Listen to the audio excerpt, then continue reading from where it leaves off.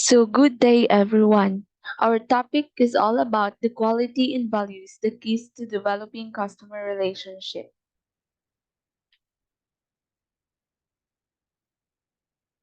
So, quality and value, the key to developing customer relationship. To build the relationship capital, a firm must be able to fulfill the needs of its competitor. So, first, if the quality of goods or service is poor, the firm obviously has a little chance of satisfying customers or maintaining relationship with them. So, the inferior quality products or services can lead to dissatisfied customer, resulting in loss of revenue and also decrease the customer loyalty. So in addition with that, the poor quality can also cause the customer to take their business elsewhere, leading a job losses and decrease in company productivity. Number two, good quality is not an automatic guarantee of success. It is necessary but insufficient condition of customer relationship management. So wherein those products, high quality is required but not sufficient prerequisite of customer relationship management. So as a success is not only guaranteed by it. Next, understanding the role of quality. So quality is a relative term that refers to the degree of superiority or firm's good or services. Quality is relative because it can only be judged in comparison to competing products or when compared to internal standards of excellence. So a role of quality is very crucial parameter which differentiates an organization from its competitors. So we have a quality management tools. It help us or it used in order to ensure those changes and system and also in the processes which eventually results to those superior quality products and services. So the the total product offering of any firms consists of at least three least interdependent components. So first is the core product, the part of the offering that delivers the core benefits desired by the competitors. So here in core products, when we say inferior, means it's lower in quality. So the firm has a little chance of success because the product will not meet the customer needs. So another one, the customer expect the core product to be high quality. When the core product meets this level of expected quality, so the customer begins to take it for granted. So in service offering, the core product is typically composed of three interrelated dimensions: the people, the processes, and the physical evidence. So when we say people, is the one who interact among the customers, the firm employees, and also other customer present during the service delivery. So when we say processes, in processes, the operation flow of activities or steps in service delivery process. So those processes can be done through technology or face-to-face interaction. And next is the physical evidence. So when we say physical evidence, it is any tangible evidence of the service, including those written materials, the service facility, those people, the equipment includes in environment which the service is delivered.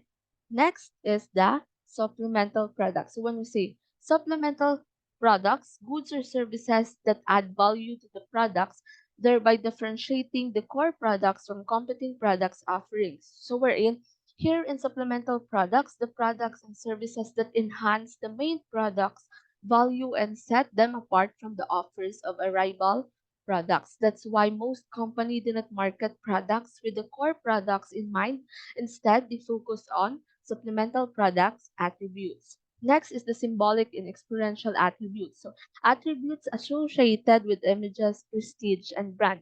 So here is symbolic and experiential attributes. So when we say experiential attributes, it refers to a sensory or effect attributes presented in a non-verbal way. So for example, those images meaning it is a representation of external form of a person or a things in art. And when we say symbolic, it is a link to a product need to maintain their identity or to enhance their images or a brand. And when we say prestige, it is a widespread respect of administration or of admiration for something on the basis of perception of their achievements or those quality. So, so I have five example here of total product offering that we will apply the three interdependent components. So by the way, what are those? The core product, the supplemental products, and the symbolic and experiential attributes. So the first example is the Chevrolet Silverado 1500. So the core product of Chevrolet is for transportation, hauling, or towing. The supplemental products of Chevrolet is accessories, GMAC financing, replacement parts on Star. And the symbolic and experiential attribute is the most dependable full-size pickup on the road. Cherry runs deep. Another example is the Verizon wireless communication. This at the core product of Verizon Wireless is for communication. So the supplemental product is phone options, rate plan option, friendly and family 4G LTE. And the symbolic and experiential attribute is rule the air, America's largest, most reliable network. The third example is the John Deere Lawn Tractor. So the John Deere Lawn Tractor core product is the lawn and garden maintenance. The supplemental product is accessories financing delivery. And the symbolic and experiential attributes is John Deere green, nothing runs like a deer. Next is the Michelin tires. So the core product of Michelin tires is tire safety. The supplemental products is broad availability, installation, financing. And the symbolic and experiential attributes because a lot is riding on your tires, a better way forward the Michelin man. And last example is the Waldorf Astoria, New York lodge. So the core product is lodging, and the supplemental products is Mid Manhattan location on Avenue restaurants room service. And the supplemental and experiential attribute is peerless service and indulgent comfort, the first grand hotel. So next that we will tackle is the delivering superior quality. So delivering superior quality day in and day out is one of the most difficult things that any organization can do with regularity. So one of the most challenging things in any firm can achieve on regular basis is consistently deliver a high quality. So there are there are four issues improving the quality. So understand first is the understand customer expectation, second translate expectation into quality standards, third uphold quality standard, and lastly is don't overpromise. So first that we will tackle is the understand customer expectations. So it is not surprising that the basis of improving quality is also starting point for effective customer relationship management. So first that we will do in order for us to understand our customer expectation is to get our audience. So in a way that we are going beyond the demographic informations like their age, their gender, their location in order for us to, to understand our customers. So if we need to dig deeper and learn about their needs and also their interests as well, the factors that go into their buying decision. Next is to make sure that you are reaching the right buyers. So, wherein most company launch their products and also their services with a clear idea who are their ideal customers are or ideal buyers are. But in any cases, those initial assumptions are wrong, or at least they're not nearly specific enough. It is important that we are recognizing then that our ideal customer may not be who you think. Next, next is to look for new ways to meet our customer needs. So in a way that once we identified who our most valuable audience is and what is the they are looking for, it should be our goal that we continuously find new ways to better meet their needs. So after all, we should never expect our audience to change their expectation in order to fit in our product.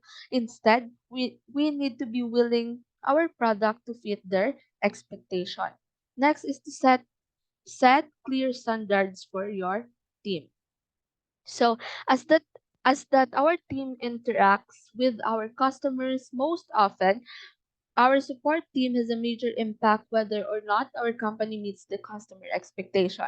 Next is be as transparent as possible. One of the most important factors in whether we are able to meet our customer expectation is whether we take time to help them to set the accurate expectation in the first place.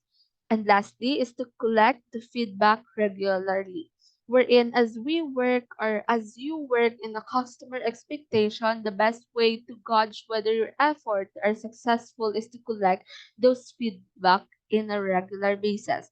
So in a way that we are send a customer satisfaction survey. Also ask question about the entire customer experience. In a way that we are asking question will help us not only to get a sense of experience in our brand provides, but also help us to learn which parts of the process would be doing better so that we can make a kind of impactful changes in our customer one. Next is to ex- translate expectation into quality standard.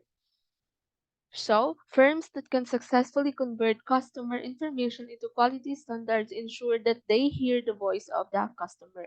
Wherein here in the translate expectation into quality standards, most businesses that successful translate consumer data quality standard make careful to pay attention on those consumer voice. Next is uphold quality standard. The best quality standards are so little used if they are not delivered accurately and consistently. Wherein here in uphold quality standard, that is why it is important that we ensure or maintain the quality standards in our company because it's about the safety, delivering on promise meeting to those very basic and consumer expectation. But take note that meeting the quality standards, companies often reap better profit and also reduce losses. So those that exceed in quality standards stand out above their competitors and for their potential for the profit and also the consumer loyalty so that they continue to buy from your product in future. And lastly is don't overpromise. So it goes without saying that customer will be disappointed if the organization fails to deliver on its promise. So we're in here and don't overpromise. Overpromising and also under delivering doesn't just affect the small businesses, but take note that it also destroy the reputations and prominent organizations. So it is the best that we err on the side of caution when it comes to making those promises in a way that we are being realistic with our deadlines so we can under promise and also over deliver every time. We also apply transparency, be realistic, have a clear communication. We always set our boundaries, getting to know our clients, we're being ahead of the game, and also creating our own community and giving ourselves an incentives. So now let's proceed to our next topic, which is understanding the role of value. So value is critical to maintaining the long-term customer relationships because it allows for a balance among the five types of utility: the form, the time, the place, the possession, and the psychological and the element of marketing program. So here in understanding the role of value, value is very important or essential to preserving the long-term client relationship because it able us or enable to balance between those five categories in utility, the program elements. So if also the customer cannot afford to purchase those products, it is also too difficult to obtain. The company's extremely high product quality is no use for them. So next is the core products, supplemental products, and experiential quality. Good value depends on the holistic assessment of quality or a core product, supplemental products, and experiential attributes, wherein although each can be evaluated independently, most customer base their evaluation on the value of the company and overall benefits.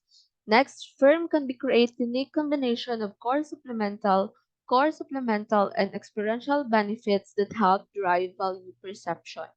wherein here the firms can develop distinctive blends of supplemental and also experiential benefits that influence how customer perceive value. So next, here the monetary and the non-monetary costs. So the customer costs include anything that most most give up to obtain the benefits provided by the firm. So we're in here, the consumer must encompass anything a customer must forgo in order to receive the firm's benefits. So here, the most obvious cost of monetary cost of the product, there are two, the transactional cost and the life cycle cost. So the first that we will tackle is the transactional cost. Transactional cost. So the transactional wait. So the transactional cost refers to the cost involved in market exchange, wherein here it includes the immediate financial outlay, the commitment that must be made to purchase those products. And next is the life cycle cost, as the same suggests its total cost in the item during its lifetime. Here in life cycle costs include any additional costs that the customer will incur over the life of the product. And when we say non-monetary costs are not quite as obvious as monetary costs, and the customer sometimes ignore them.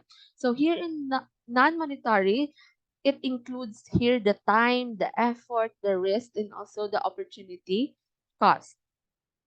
So next is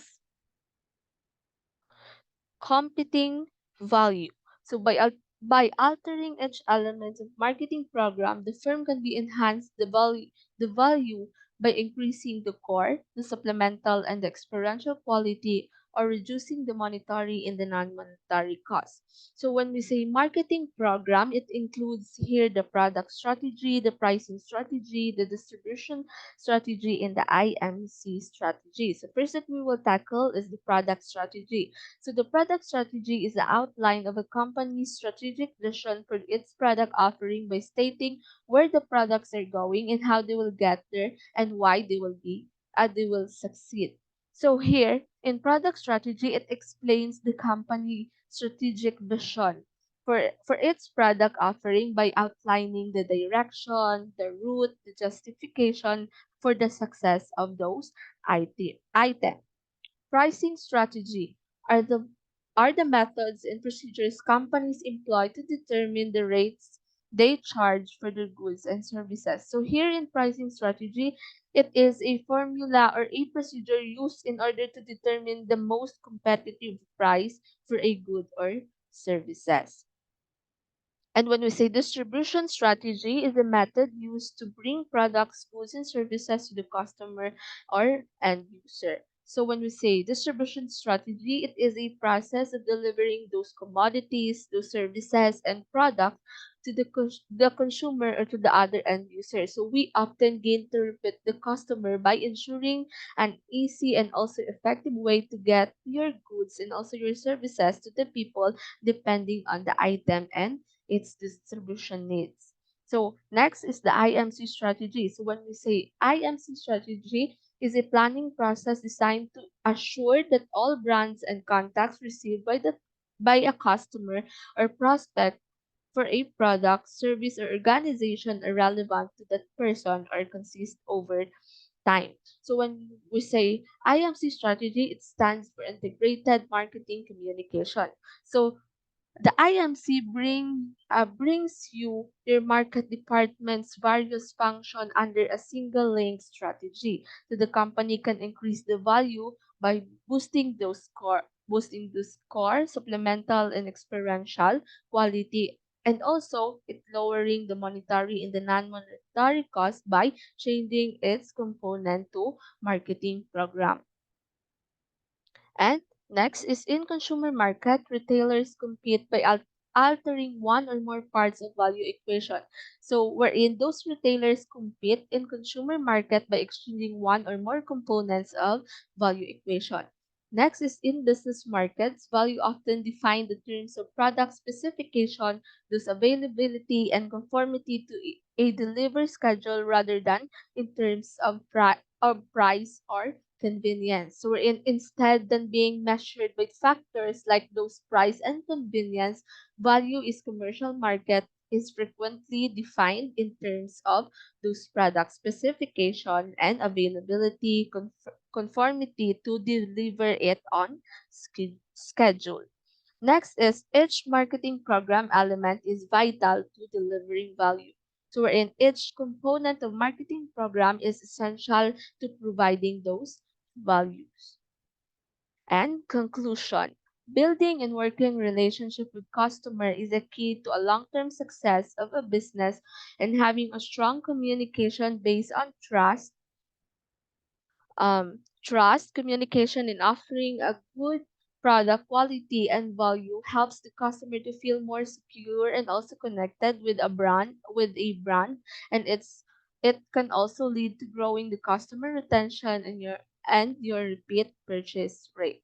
That's why the foundation of a company's long-term success is its availability to work effectively with its customers. So those customers feel that they are secure and connected with your brand when they have a strong relationship that built on trust, communication, and providing the high quality and also the affordable products. So this relationship can also increase the customer retention and also your rate repeat business.